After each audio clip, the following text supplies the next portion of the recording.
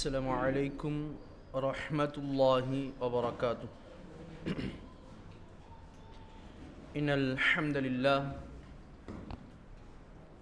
نحمده ونستعينه ونستغفره ونعوذ بالله من شرور أنفسنا ومن سيئات أعمالنا. من يهده الله فلا مضل له ومن يضلل فلا هادي له. أشهد أن لا إله إلا الله وحده لا شريك له وأشهد أن محمدا عبده ورسوله. أما بعد فقد قال الله تعالى في القرآن الحكيم والفرقان المجيد: أعوذ بالله من الشيطان الرجيم. بسم الله الرحمن الرحيم. يا أيها الذين آمنوا اتقوا الله حق تقاته ولا تموتن إلا وأنتم مسلمون. يا أيها الذين آمنوا اتقوا الله وقولوا قولا سديدا يصلح لكم أعمالكم ويغفر لكم ذنوبكم ومن يطع الله ورسوله فقد فاز فوزا عظيما. رب اشرح لي صدري ويسر لي أمري واحلل عقدة من لساني يفقهوا قولي. رب زدني علما. அளவற்ற அருளாளனும் நிகரில்லா பேரன்புடையவனும் ஆகிய எல்லாம் வல்ல அல்லாஹுவின் திருப்பெயரால் ஆரம்பம் செய்கின்றேன். அந்த ஏக இறைவனின் சாந்தியும் சமாதானமும் எம்பெருமானார் நபிகள் நாயகம் ஸல்லல்லாஹு அலைஹி வஸல்லம் அவர்கள் மீதும் அவர்களை பின்பற்றி வாழ்ந்த உத்தம சத்திய சஹாபாக்கள் சஹாபிய பெண்களின் மீதும் குறிப்பாக அல்லாஹ் ரப்புல் ஆலமீனிடத்தில் அதிகமான நன்மைகளை எதிர்பார்த்தவர்களாக, மலக்குமார்களுடைய பிரார்த்தனையை எதிர்பார்த்தவர்களாக, அல்லாஹுடைய பேச்சை பேசப்படக்கூடிய இந்த மார்க்க சபையில் அமர்ந்திருக்கக்கூடிய நம் அனைவர் மீதும் என்றென்றும் நின்று நிலவட்டுமாக என்ற பிரார்த்தனையுடன் இந்த உரையாடனம் செய்கின்றோம். மனிதன் என்பவன் பேசப்படக்கூடியதை கேட்கப்படக்கூடியதை மறக்கக்கூடியவனாக இருப்பான். மனிதனுடைய யதார்த்தம் அதுதான். எல்லா விஷயத்தையும் ஒரு மனிதனால் ஞாபகம் வச்சுக்க முடியாது. ஒரு விஷயத்தை யோசிக்கும் பொழுது, சிந்திக்கும் பொழுது ஒரு 2-3 வாட்டி அதை யோசித்து பார்த்தா அது ஞாபகம் வந்துடும். அதுக்காக என்ன பண்ண போகிறோன்னா, ஒரு சில கேள்விகள் பாயிண்ட் அவுட் பண்ணிலாம் கிடையாது, பொதுவாக கேட்குறேன். நேற்று பேசிய பயானில் இருந்து, சரியா, புதுசாலாம் கேட்க மாட்டேன். அப்போ நேற்று ஆதம் நபியை பற்றி பார்த்தோம். அவன் தானே? இல்லை, யாரை பற்றி பார்த்தோம்? ஆயிஷா ரலியல்லாஹு அன்ஹாவுடைய அந்த நிகழ்வை பற்றி பார்த்தோம். ஒரு செய்தி, ஒரு சம்பவத்தை பற்றி பார்த்தோம். இஃப்குன்னு சொல்லுவாங்க, அது பேர் பகிரங்கமான ஒரு பொய் அப்படின்னு சொல்லுவாங்க. அந்த சம்பவத்தை பற்றி பார்த்தோம். அதில் நமக்கு கிடைக்கக்கூடிய ஒரு படிப்பினையே பார்த்தோம். அதுக்கு முன்னாடி என்ன பேசினேன்? நோன்பை பற்றி பேசினேன். நோன்பை பற்றி பேசிட்டு அந்த தலைப்புக்குள்ளே போகிறதுக்கு முன்னாடி ஒரு செய்தியை சொன்னேன். என்ன சொன்னேன்? நோன்பை பற்றி பேசினேன். நோன்பு வைக்கும் பொழுது தவறான காரியங்களில் ஈடுபடக்கூடாது, தவறான பேச்சுகளை விட்டு ஒழிக்க வேண்டும், அப்போ தான் நோன்பு நிறைவு பெறும்னு சொன்னேன். கரெக்டா? அதை சொல்லிவிட்டு அதுக்கு பிறகு ஒன்று சொன்னேன், ஒரு நன்மையை செய்யுங்க. என்ன நன்மை? நம்ம இஃப்தாருக்கு ஒரு நாளைக்கு 8000 ரூபாய் செலவாகுது. எதுக்காக? இது சும்மா ஒரு ரிமைண்டர், ஒரு திரும்ப நம்ம ஞாபகப்படுத்துறது. ஏன் அப்படின்னா, நாம் செய்யக்கூடிய இந்த இஃப்தார் ஏற்பாடு நமக்கு தெரியும். நம்ம இஃப்தாரில் கலந்து கொள்ளக்கூடியவர்களுக்கு தெரியும் மக்கள் எவ்வளோ சந்தோஷமாக, ஆமாம் இல்லையா? நாமளே பள்ளியில் வாசலில் அந்த இஃப்தார் வீட்டில் சாப்பாடு இல்லைன்றதுக்காக கிடையாது, அது ஒரு மகிழ்ச்சி. அல்லாஹ்வே ரசூலுல்லாஹ் சொல்லும் பொழுது அந்த நோன்பாளிக்கு 2 சந்தோஷம். ஒரு சந்தோஷம் என்ன? அல்லாஹ்வை சந்திக்கிறது. அல்லாஹ்வை சந்திக்கிறதுனா அந்த சந்தோஷத்தை அளவிடவே முடியாது. சொர்க்கத்தை விட அந்த சந்தோஷம் ரொம்ப மேலான சந்தோஷம். சொர்க்கவாசிகளுக்கு அல்லாஹ் உங்களுக்கு வேறு ஏதாவது வேணுமான்னு கேட்பானா? அல்லாஹ் எல்லாத்தையும் கொடுத்துட்டே, இதுக்கு மேலே எங்களுக்கு என்ன வேணும் அப்படின்னு கேட்பாங்க. அப்போ அல்லாஹ் அவனுடைய உருவத்தை காட்டுவான். அல்லாஹ்வே அந்த சொர்க்கவாசிகள் பார்க்கும் பொழுது சொர்க்கமே ஒன்றும் இல்லைன்னு தோணும். அப்படிப்பட்ட சந்தோஷம். அந்த சந்தோஷத்தோட ரசூலுல்லாஹ் 2 சந்தோஷம் சொல்றாங்கல்ல, அந்த சந்தோஷத்தோட அல்லாஹ்வுடைய தூதர் இந்த நோன்பு திறக்கும் போது ஒரு ஏற்படுதல் ஒரு சந்தோஷம், அந்த சந்தோஷத்தை ரசூலுல்லாஹ் ஒப்பிடுறாங்க. அப்போ அதற்காக நம்மளுடைய கிளையில் ஒரு ஏற்பாடு செய்கிறாங்க அப்படின்னா நிர்வாகினே இல்லை காசு மூட்ட முடியுமா? எப்படி வருது?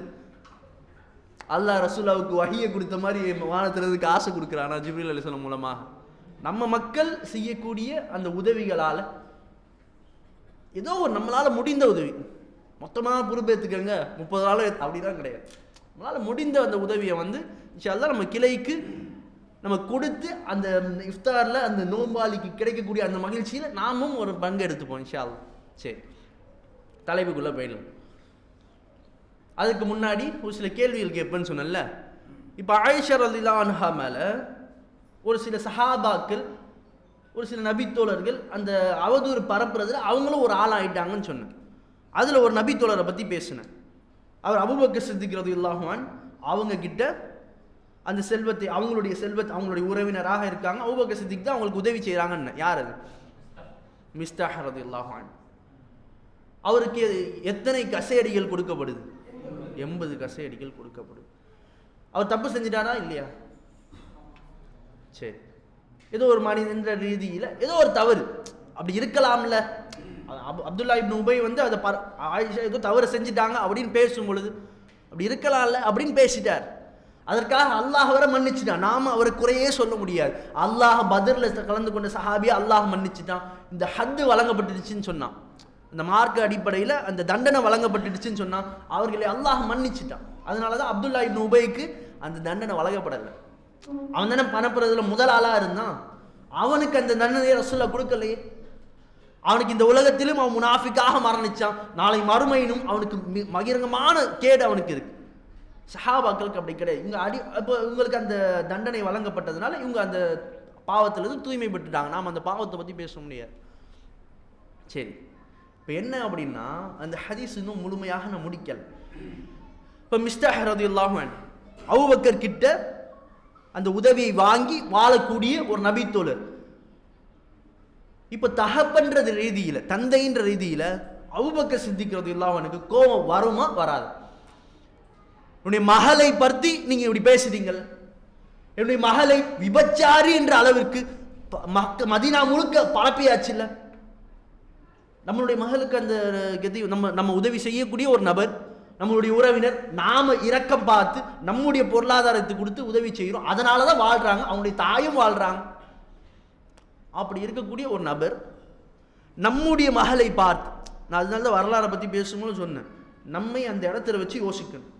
நாம் அபூபக்கர் சித்திக் ரலியல்லாஹு அன்ஹு அவர்களுடைய அந்த இடத்தில் இருந்தா என்னுடைய மகளை பற்றி என்கிட்ட செல்வத்தை வாங்கி உணவை சாப்பிடக்கூடிய, தன்னுடைய வாழ்க்கையை கழிக்கக்கூடியவர் ஏன் மகளை பார்த்து இப்படி பேசுறா, நம்ம கோபம் வருமா வராதா?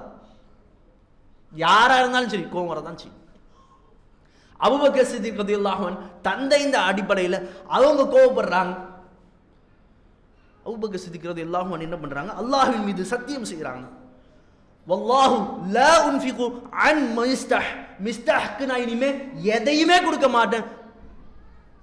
பஅதல்லாஹி கால், அல்லாஹ் இதை சொன்ன பிறகு மிஸ்தாஹ் இப்படி ஆயிஷா என்னுடைய மகளை பார்த்து இப்படி மிஸ்தாஹ் பேசிய பிறகு அவருக்கு நான் 1 ரூபாய் கொடுப்பேனா?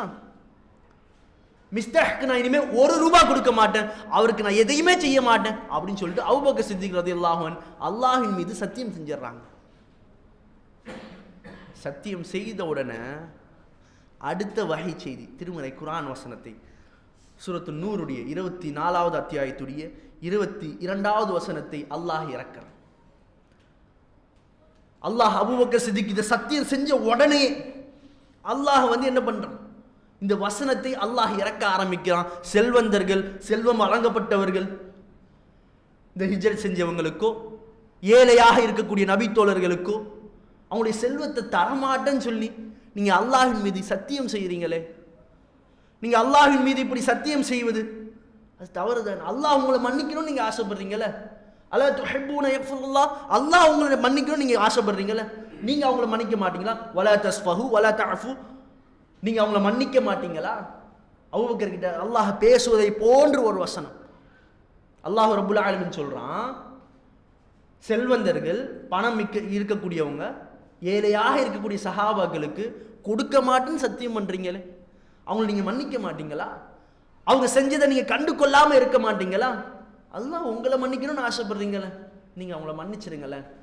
அல்லாஹு கஃபூர் ரஹீம், அல்லாஹ் மன்னிப்பவன் அப்படின்னு சொல்லிட்டு அல்லாஹ் ஒரு வசனத்தை இறக்குறான்.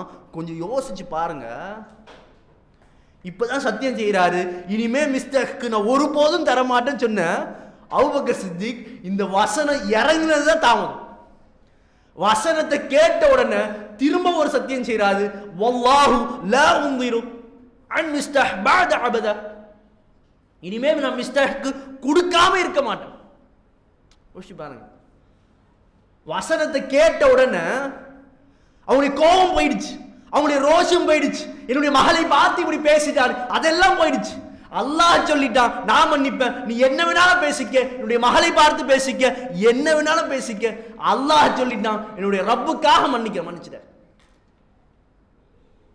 இனிமே நான் மிஸ்டேக்கு இன்னும் அதிகமா கொடுப்பேன்.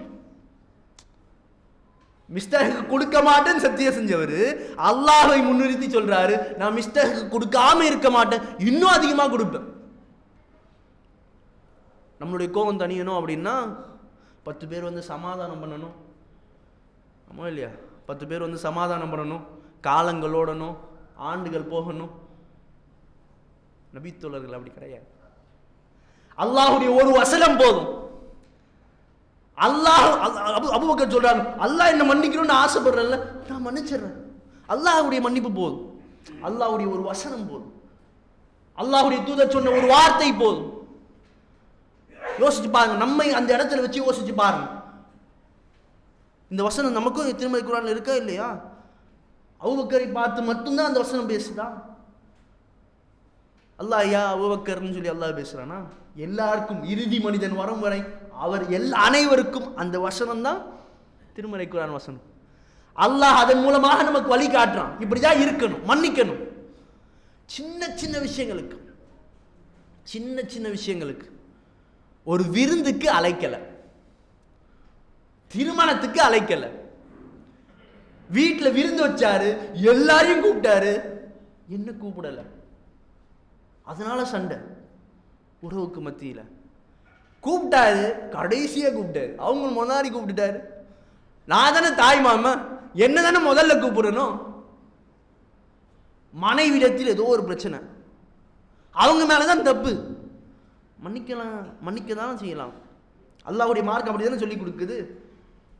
இந்த தவறை விட மிஸ்தாஹ் ரலியல்லாஹு அன்ஹு பேசிய அந்த வார்த்தையை, அவர் செய்த அந்த செயலை அபூபக்கர் சித்திக் ரலியல்லாஹு அன்ஹு மன்னிச்சாங்கல்ல, அதை விட பெரிய மன்னிப்பு இருக்க முடியுமா? அந்த அளவுக்கு பெரிய பாரதூரமான காரியத்தை செஞ்சிருவாங்களா? இன்னொரு ஹதீஸ் சொல்றேன். உஹதுடைய போரை பற்றி நம்ம எல்லாருக்கும் தெரிஞ்சிருக்கும். அல்லாஹ்வுடைய தூதர் வந்து உஹதுடைய போர்ல எந்த அளவுக்குனா, அல்லாஹ் ஆரம்பத்திலேயே என்ன பண்றான், உஹதுடைய போர்க்களத்தில் அல்லாஹ் வெற்றியை கொடுத்துறான் முஸ்லிம்களுக்கு. முஸ்லிம்கள் பத்ருடைய போராவது, போர்கள் நடக்குது, கொஞ்சம் நேரம் பள்ளி, கடைசியாக தான் அல்லாஹ் வெற்றியை கொடுக்குறான். உஹதுடைய போர் அப்படி கிடையாது. போர் ஆரம்பித்து ஒரு சில நொடிகளிலேயே அல்லாஹ் வெற்றியை கொடுத்துறான் முஸ்லிம்களுக்கு. ரசூலுல்லாஹ் வந்து ஒவ்வொரு குன்றின் மீது ஒரு சில நபித்தோழர்கள் ரசூலுல்லாஹ் நிப்பாட்டி வைக்கிறாங்க. அப்துல்லா இப்னு சுபைர்னு சொல்லக்கூடிய ஒரு நபித்தோழர், அவருடைய அந்த குன்றின் மீது அவரை ஒரு அமீராக நியமித்து, அவரு கூட வில் வீரர்கள் இருக்காங்க. இப்போ முஸ்லீம்கள் முன்னாடி சண்டையிடுவாங்க, அந்த குன்றின் மீது இருந்து அந்த வில்கள் பாய்ச்சப்படும். அப்போ காஃபிர்களுக்கு ஒண்ணுமே புரியல, என்ன நடக்குதுன்னு புரியல, புறமுதுகு காட்டி ஓட ஆரம்பிக்கிறாங்க, பயங்கரமா ஓடுறாங்க. ஏன்னா என்ன நடக்குதுன்னே புரியல, எங்கிருந்து தாக்குதல் நடக்குதுன்னு தெரியல, காஃபிர்கள் ஓடுறாங்க. ஆரம்பத்தில் பயங்கரமான வெற்றி. அதுக்கு பிறகு அந்த நபித்தோழர்கள் ரசூலுல்லாஹ் சொல்லியிருந்தாங்க, அங்கேருந்து இறங்காதீங்க, என்ன நடந்தாலும் இறங்கக்கூடாது. கழுகுகள் எங்களுடைய பிறங்களை கொத்தி தின்றதை பார்த்தா கூட நீங்க இறங்கக்கூடாது. நான் சொல்ற வரைக்கும், ரசூலுல்லாஹ் சொல்ற வரைக்கும் அந்த குன்றின் மீது இருந்து இறங்கக்கூடாதுன்னு சொன்னாங்க. ஒரு சில நபித்தோழர்கள், நம்ம தான் வெற்றி பெற்றுட்டோம்ல, நாமும் அல்லாஹ்வுடைய தூதரோட சேர்ந்து முஸ்லிம்களோட சேர்ந்து இந்த வெற்றியை கொண்டாடலாமே அப்படின்னு சொல்லிட்டு இறங்கிடுறாங்க. ஹாலித் பின் வலீத் ரலியல்லாஹு அன்ஹு பின்னாடி இஸ்லாத்துக்கு வந்துடுறாரு. இஸ்லாத்துக்கு ரொம்பவும் வலுமிக்க ஒரு சஹாபியாக மாறுறாரு. அந்த நேரத்தில் காஃபிராக இருக்காங்க. அவங்க அந்த பார்த்துடுறாங்க, குதிரை வீரர்களை ஒன்று திரட்டுறாங்க, இந்த குன்றின் மீது ஏறுறாங்க. முஸ்லிம்கள் மீது தாக்குதல் நடத்தப்படுது. முஸ்லிம்களுக்கு ஒண்ணுமே புரியல, யார் அடிக்கிற, காஃபிர்கள் ஓடுறாங்க. நம்ம யார் அடிக்கிறான், நம்ம யார் தாக்குறோம் அப்படின்னு சொல்லி முஸ்லிம்களுக்கு ஒண்ணுமே புரியல. நிலை தடுமாறுறாங்க. யார் தாக்குதல் நடத்துறான் ஒண்ணுமே புரியல. முஸ்லிம்களே தாக்குறாங்க. ஷைத்தான் சத்தம் இடுறான். உங்களுடைய தோழர்களே உங்களை தாக்குறாங்க. அப்ப ஒரு சூழல் என்ன நடக்குதுன்னா, பல பிரச்சனை. அல்லாஹ்வுடைய தூதருக்கு பல் உடைக்க ரசூலுல்லாஹ் மயக்கம் அடித்து விழுறாங்க. அனஸ் பின் நதுர் மரணிக்கிறாங்க. ஹம்ஸா ரலியல்லாஹு அன்ஹு மரணிக்கிறாங்க. பெரும் பெரும் சஹாபாக்கள் மரணிக்கிறாங்க. முஸ்லிம்கள் எல்லாம் விரண்டு ஓடக்கூடிய ஒரு சூழல். அப்படி இருக்கும் பொழுது மிகப்பெரிய பிரச்சனை என்ன தெரியுமா? முஸ்லிம்களே தாக்க ஆரம்பிக்கிறாங்க. வேணும்னு கிடையாது. அந்த கவசம் அணிஞ்சிருப்பாங்கல்ல, இந்த கவசம் அணியும் பொழுது தெரியாது, நல்ல ஃபெமிலியரான ஒரு ஆள் அப்படின்னு சொன்னா தெரியும். இப்போ முஸ்லிம்களுக்குள்ள காஃபிர்கள் நுழைந்த பிறகு முஸ்லிம்கள் தாக்க ஆரம்பிக்கிறாங்க. அப்ப ஹுதைஃபத்துல் யமான் சொல்லிட்டு ஒரு நபி தோழர், இவருடைய தந்தை அபு ஹுதைஃபா அல் யமான்னு சொல்லுவாங்க அவர், சரியா? இப்போ ஹுதைஃபத்துல் யமான் அல் யமான், இந்த ரெண்டு சஹாபி, தந்தை மகன் ரெண்டு பேரும் போர்க்களத்தில் கலந்துக்கிறாங்க. தந்தை வயதானவர், அல்லாஹுடைய தூதருக்காக அல்லாஹுடைய மார்க்கத்திற்காக போர்க்களத்தில் இறங்கி கலந்துக்கிறாங்க. ரெண்டு பேரும் கலந்துக்கிறாங்க. இப்போ என்ன ஆகுது? தந்தை காஃபிர்கள் ஒரு சில காஃபிர்களை துரத்திட்டு ஓடுறார். முஸ்லிம்கள் இவரை அடையாளம் கண்டு கொள்ளாமல், ஒரு 10க்கும் குறைவான நபித்தோழர்கள் இவரை அடையாளம் கண்டு கொள்ளாம, இவர் காஃபிர்னு நினைச்சு, இறை மறுப்பாளர்கள் நினைச்சு இவர் ஓடுறதை பார்த்து முஸ்லிம்கள் துரத்திட்டு போறாங்க. தெரியல முஸ்லிமா காஃபிரான்னு தெரியல, முஸ்லிம்கள் காஃபிர்னு நினைச்சு துரத்திட்டு போறாங்க. யாருக்குங்க தெரியும்? பிள்ளைக்கு தெரியும்ல. வாப்பாவுடைய நடையை பார்த்தா, கவசம் அணிஞ்சிருந்தாலும் வாப்பா எப்படி நடப்பாரு, வாப்பாவுடைய பின்னாடி இருந்து பார்த்த கவசம் அணிஞ்சிருந்தாலும் முகத்தை பார்க்கலாலும் பிள்ளைக்கு தெரியும்ல. அப்போ ஹுதைஃபா ரலியல்லாஹு அன்ஹு பார்க்குறாங்க, தன்னுடைய தந்தையை துரத்திட்டு ஓடுறாங்க. முஸ்லிம்கள் தந்தையை கொலை செய்யறதுக்காக ஓடுறாங்க. இப்போ ஹுதைஃபா ரலியல்லாஹு அன்ஹு, அபு ஹுதைஃபாவுக்கு தெரியல, அவங்க ஓடிக்கிட்டே இருக்காங்க. முன்னாடி அந்த காஃபிரை கொலை செய்வதற்காக முன்னாடி போயிட்டு இருக்காங்க. பின்னாடி நபி தோழர்கள் துரத்துறாங்க. அபு ஹுதைஃபாவுக்கு தெரியல. மகன் பின்னாடி இருந்து பார்க்கிறாரு. மகன் பதறாரு, அபி அபி, என்னுடைய தந்தைப்பா கத்துறாரு. இந்த போருடைய அந்த சத்தத்துல அவங்களுக்கு கேட்கல, அந்த முஸ்லிம்களுக்கு. என்னுடைய தந்தை கத்திக்கிட்டே வராரு, அந்த சத்தத்துல கேட்கல. கொஞ்ச நேரம் போகுது, துரத்துக்கிட்டே போறாங்க. இன்னும் அதுக்கு பிறகு ஹுதைஃபா சொல்றாங்க, ஹுவ முஸ்லிம், அவர் முஸ்லிம்பா, காஃபிர் இல்ல, முஸ்லிம்பா கத்துறாரு. போர் சத்தத்துல கேட்கல. ஹுதைஃபாவுக்கு தெரிஞ்சிருச்சு, போற வேகத்துல கொலை செஞ்சிருவாங்க. கத்திக்கிட்டே இருக்காரு. எப்படி இருக்கும் அந்த நிலைமையில வச்சு பாருங்களேன். கண்ணு முன்னாடி தன்னுடைய தகப்பனை, தன்னுடைய தந்தையை, தன் நேசத்துக்குரிய தந்தை முஸ்லிமாக இருக்காரு, துரத்திட்டு போறாங்க. கண்ணு முன்னாடி கொலை செய்ய போறாங்க. தன்னுடைய தோழர்கள், அதுவும் காஃபிர்கள் இல்லை, தன்னுடைய தோழர்கள் துரத்திட்டு போறாங்க. ஹுதைஃபா ரலியல்லாஹு அன்ஹு கத்திக்கிட்டே இருக்காங்க. அவங்க காதுல விழல அந்த போருடைய சத்தத்தினால். போன வேகத்தில் என்ன பண்ணிடுறாங்க, அவருடைய தலையை அறுத்துடுறாங்க. ஹுதைஃபா ரலியல்லாஹு அன்ஹுடைய கண்ணு முன்னாடி தலை கீழே விழுது. ஹுதைஃபத்துல் யமான் அந்த மைதானத்திலே அப்படியே அமர்ந்துடுறாங்க. அந்த தந்தையுடைய அந்த ரத்தம்லாம் அவங்களுடைய உடம்புல மேனியில் இருக்கு. அந்த சஹாபாக்கள் உணர்ந்துக்கிறாங்க, இது ஹுதைஃபாவுடைய தந்தை. புரிஞ்சுக்கிறாங்க. என்ன செய்யறதுன்னு தெரியல. ஹுதைஃபா ரலியல்லாஹு அன்ஹு முன்னாடி தலையை தொங்க போட்டு என்ன பண்றதுன்னு தெரியல, எதுவுமே பேச முடியாதுல்ல. நிற்கிறாங்க. ஹுதைஃபா ரலியல்லாஹு அன்ஹு அப்போ சொன்ன வார்த்தை என்ன தெரியுமா? ஒரே ஒரு ஆயிஷா ரலியல்லாஹு அன்ஹா அறிவிக்கிறாங்க, ஒரே ஒரு வார்த்தையை தான் ஹுதைஃபா ரலியல்லாஹு அன்ஹு சொன்னார், யக்ஃபிரல்லாஹு லக்கும் வ யர்ஹமுக்கும். அல்லாஹ் உங்களை மன்னிக்கட்டும், அல்லாஹ் உங்கள் மீது இரக்கம் காட்டட்டும். தெரியாம செஞ்சிட்டீங்க, நான் கத்துறது உங்க காதுல விழல, தெரியாம செஞ்சு. சொல்ல முடியுமா? யோசிச்சு பாருங்களேன், எவ்வளவு பெரிய ஒரு இழப்பு. கண்ணு முன்னாடி தன்னுடைய தந்தையை தலையை வெட்டி கொலை செய்கிறாங்க. இவர் அத்தனைக்கும் கத்திக்கிட்டே வராரு, என்னுடைய தந்தை பாவர் முஸ்லீம், பாவரை கொலை செய்யாது, கத்திக்கிட்டே வராரு. எதுவுமே காதுல, அவங்க காதுல விழல. ஹுதைஃபா ரலியல்லாஹு அன்ஹு அதை யோசிச்சு பார்த்து, உங்க காதுல விழல, அல்லாஹ் உங்களை மன்னிக்கட்டும், அல்லாஹ் உங்களுக்கு ரஹ்மத்தை காட்டட்டும். ஒரு சில அறிவிப்புகள்ல வரும், ஹுதைஃபா ரலியல்லாஹு அன்ஹு மரணிக்கிற வரைக்கும் அவர்களுக்காக பிரார்த்தனை செஞ்சாங்க, அந்த முஸ்லிம்களுக்காக. யா அல்லாஹ் தெரியாம செஞ்சுட்டாங்க, உங்களை மன்னிச்சு. யோசிச்சு பாருங்க, எப்படிப்பட்ட ஒரு சூழல். மன்னிக்க மனசு வருமாங்க? அந்த அந்த விஷயத்தை ஏத்துக்கிறதுக்கு மனசு வருமா? ஏன்னா கத்திக்கிட்டே வரேனே, ஒண்ணு கேட்காதா சொல்லவும் மாட்டோமா? தன்னுடைய தந்தையை, பாசமிக்க தந்தையை, முஸ்லிமாக அல்லாஹ்வுடைய கூட்டத்தில் ரசூலுல்லாஹ்வுடைய படையில இருந்த, யோசிச்சு பாருங்க. அந்த அப்படிப்பட்ட ஒரு சூழல்ல கூட என்ன யோசிச்சாங்கன்னா, தெரியாம செஞ்சாங்க, அல்லாஹ்வுக்காக மன்னிக்கிறேன். என்னுடைய ஈமானிய சகோதரர் ரசூலா அவருக்கு இந்த இழப்பீடாக ஒரு சில ஒட்டகங்களை ரசூலா ஹுதைஃபா ரலியல்லாஹு அன்ஹு கொடுப்பாங்க. இந்த மாதிரி தவறுதலாக உன்னுடைய தந்தையை கொலை செஞ்சுட்டாங்க, இதை நீங்கள் வச்சுக்கோங்க, அவங்க மன்னிச்சிருங்க அல்லாஹ்வுக்காக. ரசூலா கொடுக்குறாங்க. ரசூலா எனக்கு எதுக்கு? ஏழையாக இருக்காங்களே என்னுடைய மூமின் சகோதரர்கள், அவங்களுக்கு கொடுத்துருங்களேன். ஹுதைஃபா ரலியல்லாஹு அன்ஹு கொடுத்துட்டாங்க. யோசிச்சு பாருங்க, நமக்கு மத்தியில் இருக்கக்கூடிய பிரச்சனைகள், உறவுகளை, பல உறவுகளை பார்க்கிறோம். அவங்க கிட்ட பேசவே மாட்டேன், அவன் முகத்தில் முழிக்கவே மாட்டேன். நீங்க மவுத்தானா கூட நான் பார்க்க மாட்டேன். பல ஜனாசாக்கள் நான் சமீபத்தில் பார்த்தேன், ஒரு மவுத்துக்கு வரல, ரொம்ப நெருங்கிய உறவினர்.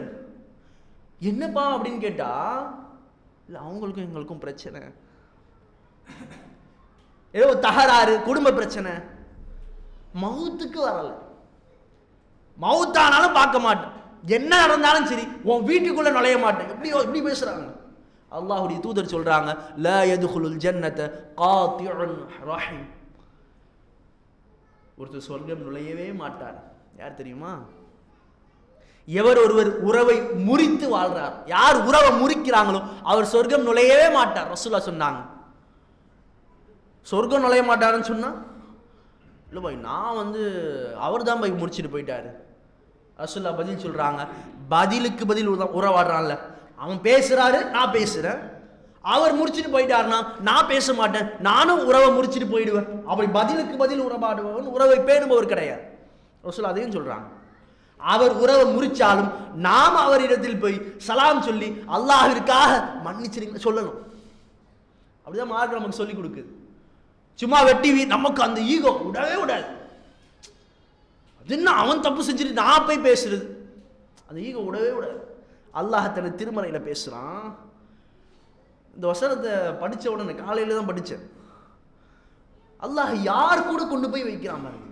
இந்த உறவை முறிப்பது அல்லாஹ் சொல்றான், அன்துஃப்ஸிதூன ஃபில் அர்த், பூமியில குழப்பை ஏற்படுத்துறாங்கல்ல அவங்களும், வகத்தஈன அர்ஹமுக்கும், இந்த உறவை முறிக்கிறாங்கல்ல அவர்களுக்கும் அல்லாஹ் சொல்றான், இந்த உறவை முறிப்பவர்களுக்கும் பூமியில குழப்பம் ஏற்படுத்துறவங்களுக்கும் ரெண்டு பேருக்கும் அல்லாஹ் ஒரே வசனத்தில் அல்லாஹ் சொல்றான்.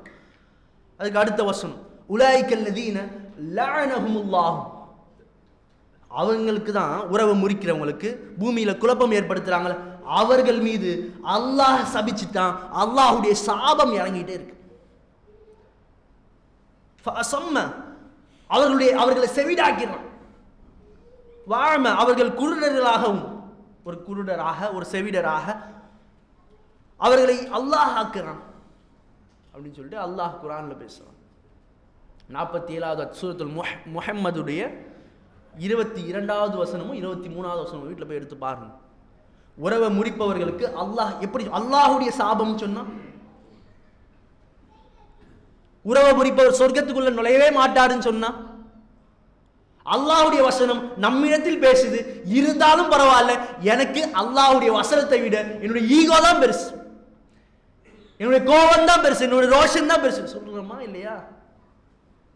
இருக்காங்களா இல்லையா முஸ்லிம் சகோதரர்கள்? தௌஹீதை பேசக்கூடிய, நான் சொர்க்கத்துக்குள்ள போய் எப்படி போவீங்க? ரசூலுல்லாஹ் சொன்ன பிறகு உறவை முறிப்பவன், உறவை வேணுமென்று முறிப்பவன் சொர்க்கத்துக்குள்ள போக முடியாது. ரசூலுல்லாஹ் சொன்ன பிறகு உறவை முறிக்கக்கூடியவர் என்னதான் தௌஹீதை பேசினாலும், என்னதான் குர்ஆனை பேசினாலும், என்னதான் ஹதீஸை போக முடியுமா? ரசூலுல்லாஹ் சொன்னதுக்கு அப்புறம் போக முடியுமாங்க சொர்க்கத்துக்குள்ள? இப்போ என்ன பிரச்சனை இருந்தாலும் சரி மன்னிக்கக்கூடியவர்களாக இந்த வரலாறுகள் நம்மை பக்குவப்படுத்தக்கூடியதாக மாறும். நாம் அவர்களை எந்த சூழல், இதை விட அதுக்கு தான் 2 ஹதீஸை சொன்னேன், 2 சம்பவத்தை சொன்னேன். இந்த சம்பவங்களை விட தன்னுடைய மகளை ஒருத்தர் என்னென்னமோ பேச, விபச்சாரின்ற அளவுக்கு பேசிட்டார். அது ஒரு தந்தை மன்னிக்கிறார். தன்னுடைய தந்தையை தன்னுடைய கண்ணு முன்னாடி தன்னுடைய சகோதரர்கள், தன்னுடைய நண்பர்கள் கொலை செய்யறாங்க. இதை விட ஒரு பெரிய பாதிப்பை நம்முடைய கழுத்தை அறுக்கக்கூடிய, கழுத்தை கூடவே இருந்து கழுத்தை அறுத்துட்டான் பாய், அவங்க தான் கழுத்தை அறுத்தாங்க. நம்ம சொல்றோம்ல, நம்ம கழுத்தை அறுத்துட்டாங்களா நம்மளுடைய உறவினர்கள், சும்மா விருந்துக்கு கூப்பிடல, சும்மா இந்த திருமணத்துக்கு கூப்பிடல, கூப்பிட்டது எனக்கு கடைசியா கூப்பிட்டாங்க, அவங்களுக்கு போய் பத்திரிக்கை வச்சாங்க, என்கிட்ட போன் பண்ணி சொன்னாங்க. சின்ன சின்ன விஷயம் யோசிச்சு பார்த்தா இதெல்லாம் ஒரு விஷயமா அப்படின்னு யோசிப்போம். இதெல்லாம் ஒரு அப்படி எப்படி ஆயிடுச்சுன்னா, முன்னாடி ஒரு கொஞ்சம் வயசு மூத்தவர்கள்லாம் அது எப்படி நான் போவேன் அவன் வீட்டுக்கு, என்ன கூப்பிடல, எனக்கு மரியாதை இல்லை. அபூபக்கர் சித்திக்கு சத்தியம் செய்யறாங்க, அல்லாஹ்வுடைய வசனம் வருது, மரியாதை இப்ப சொல்லிட்டோமே திரும்ப மாத்தினா நல்லா, அப்படிலாம் யோசிச்சாங்களா? யோசிக்கவே இல்லை. அல்லாஹ்வுடைய வசனத்தை பார்க்கிறாங்க, அல்லாஹ்வுடைய வசனத்தை கேட்கிறாங்க, அடுத்த நொடி. முஸ்லிம்கள் அப்படிதான் இருக்கணும். இப்ப அல்லாஹ்விற்காக நாம் நம்முடைய மக்களை, நம்முடைய சகோதரர்கள் மன்னிக்கக்கூடியவர்களாக ஆகணும். அவங்க என்ன அல்லாஹ்வுக்காக மன்னிக்கணும். அதுதான் அல்லாஹ் கேட்கிறான் அந்த வசனத்துல. அலா துஹிப்பூன அல்லாஹ், அல்லாஹ் உங்களை மன்னிக்கணும் நீங்க ஆசைப்படலையா? ஆமா, நாம அல்லாஹ் என்ன மன்னிக்கணும், நான் அவரை மன்னிக்க மாட்டேன்னா அல்லாஹ் தான் கேட்கிறோம். அல்லாஹ் மன்னிக்கணும் நீங்க ஆசைப்பட்டீங்கன்னா, அல்லாஹ்விற்காக எந்த பிரச்சனை, இந்த மன்னிக்கிற அந்த விஷயம் வந்துருச்சுன்னு வைங்களேன், மூமின்களுக்கு மத்தியில என்ன பிரச்சனை இருந்தாலும் ஈஸியா சுமூகமா முடிஞ்சிடும். என்ன பிரச்சனை வந்தாலும், கணவன் மனைவிக்கு மத்தியில பிரச்சனை, ஏன் பிரச்சனை பெருசா ஆகுது? கணவன் மன்னிக்க மாட்டார், மனைவி மன்னிக்க மாட்டாங்க. சொன்னதை கேட்கல, பிரியாணி செய்ய சொன்ன தக்காளி சோறு செஞ்சு வச்சிருக்கான், அது ஒரு பிரச்சனை, அது ஒரு சண்டை. அதுக்காகலாம் இதற்காகலாம் சும்மா சிரிக்கிறதுக்காக சொல்லல, இதுக்காகலாம் பிரச்சனை நடக்குது. சாப்பாடுல உப்பு இல்லை, சண்டை போடுறாரு, அங்க உஹது போர் நடக்குது. இதற்காகலாமா? ரசூலா ஒரு முறை கூட தனக்கு மனைவிகள், ரசூலாவுக்கு பல மனைவிமா இருக்கு, ஒரு முறை கூட யாரையுமே அடிச்சது கிடையாது. ரசூலா கீழே அனஸ் ரலியல்லாஹு அன்ஹு, ரசூலா ஒரு முறை கூட திட்டினது கிடையாது. அவங்க பணியாளாக தான் இருக்காங்க, ரசூலா திட்டினதே கிடையாது. ஆயிஷா ரலியல்லாஹு அன்ஹா அவங்களுடைய வீட்டில் இருக்காங்க ரசூல்லா. அப்போ வேற ஒரு மனைவிமார் வீட்டிலேருந்து உணவு பொருள் வருது, சாப்பாடு வருது. ரசூல்லா அவங்க வீட்டில் சாப்பிட போகிறாங்க, ஆயிஷா ரலியல்லாஹு அன்ஹா வீட்டில் சாப்பிட போகிறாங்க, வேற ஒரு மனைவி வீட்டிலேருந்து உணவு வருது. ஆயிஷா ரலியல்லாஹு அன்ஹாவுக்கு கோவம், அண்ணா நம்ம வீட்டில் இருக்கும்போது நம்ம நான் தான் என்னுடைய கணவர், நான் தான் அவங்கள பார்த்துக்குவேன் அப்படின்னு சொல்லிட்டு ஆயிஷா ரலியல்லாஹு அன்ஹாவுக்கு அந்த ரோஷம், சின்ன பிள்ளை அந்த அந்த பல மனைவிமார்கள் இருந்தால் அந்த ஒரு பிரச்சனை இருக்கும், அந்த பொசசிவ் வந்து பெண்களுக்கு வரும். ஆயிஷா ரலியல்லாஹு அன்ஹா என்ன பண்ணுறாங்க, அந்த பாத்திரத்தை தள்ளி விட்டுறாங்க, உடஞ்சி கீழே விழுந்துடுது சாப்பாடு. ரசூலா அப்போ கோவப்பட்டாங்களா? ரசூலா புரிஞ்சுக்கிறாங்க, சரி பெண்கள் அப்படி தான் இருப்பாங்க, பல மனைவிமார் இருந்தால் அந்த பொசசிவ் இருக்கு, ரசூலா புரிஞ்சுக்கிறாங்க. அப்போ அந்த மாதிரி நாமும் மாறணும். ஒரு கணவர்களுக்கும் சொல்லக்கூடியது தான், உடனே பெண்கள் செய்யலாம், பார்த்தீங்களா சொல்லிட்டாங்களா மன்னிச்சு விடுங்க, நான் என்ன வேணாலும், அப்படி கிடையாது. பெண்களும் அப்படிதான் சொல்லப்படக்கூடியது, ஆண்களுக்கும் சரி பெண், அவங்க ஏதோ கோவப்படுறாங்களா அந்த நேரத்தில் கொஞ்சம் அமைதியாக அவளை மன்னிச்சு விட்டுடணும். அவங்க கோவப்படுறாங்களா நாம மன்னிச்சு விட்டுடணும். அப்படி மன்னித்து விட ஆரம்பிச்சிட்டோம், மன்னித்து பழக ஆரம்பிச்சிட்டோம், நம்முடைய ஈகோவை, நம்முடைய மன்னிப்பு மிகைச்சிருச்சு அப்படின்னு சொன்னா அல்லாஹ் சொல்வதை போன்று ஒரு அழகான வாழ்க்கையை லனஹ்தியன்ன சுபுலன, அல்லாஹ்விற்காக அல்லாஹ் அந்த வழிகளை ரொம்ப லேசாக்கிடுவோம், ரொம்ப அழகான முறையில் வாழலாம். அப்போ அப்படி வாழக்கூடிய நன்மக்களாக எல்லாம் வல்ல இறைவன் உங்களையும் என்னையும் ஆக்கியர்ல வேண்டும் என்ற பிரார்த்தனையோடு எனது உரையை நிறைவு செய்கின்றேன். வஆகிரு தஅவானா அல்ஹம்துலில்லாஹி ரப்பில் ஆலமீன். அஸ்ஸலாமு அலைக்கும் வரஹ்மத்துல்லாஹி வபரகாத்துஹு.